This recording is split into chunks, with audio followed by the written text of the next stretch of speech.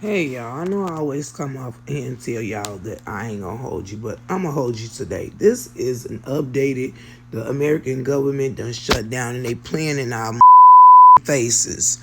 Okay? This is a I can't make this up because it's so diabolical.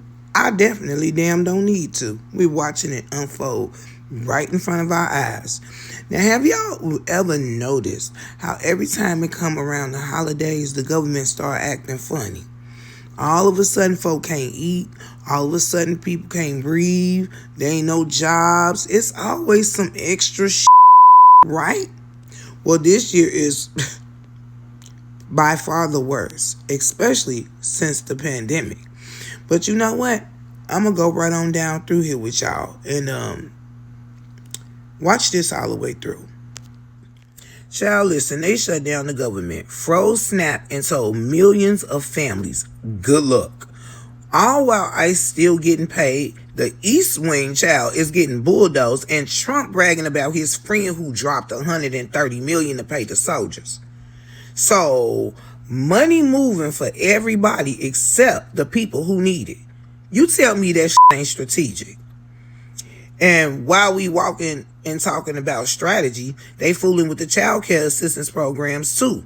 Parents can't even afford to go to work because their childcare vouchers ain't guaranteed. And essential air services, please, that's the lifeline of rural towns. Set to run out of cash, they said mid-October, so guess what? They about broke now.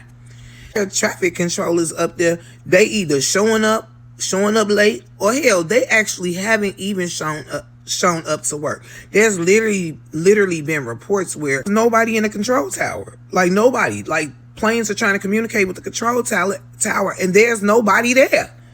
Like, yo, this is messy and is dangerous in so many ways. Like, so many ways. Them folks exhausted, they short-staffed, they stressed out, and like I said, some of them been calling off. At the end of the day, why would you show up to a job and you can't guarantee a paycheck? I mean, nobody dealing with that stress willingly. So let me ask y'all, what would happen if half the government workers decided not to work? I'm just talking about half. Half of the essential ones. Half of the ones still showing up hungry, worried, and unpaid. Because the truth is, plenty of them are on SNAP, WIC, and childcare, y'all. Let's not forget that. They ain't just federal employees, but they people fighting to survive too. And look, while we on the subject of this, let's get even deeper. The holidays is coming.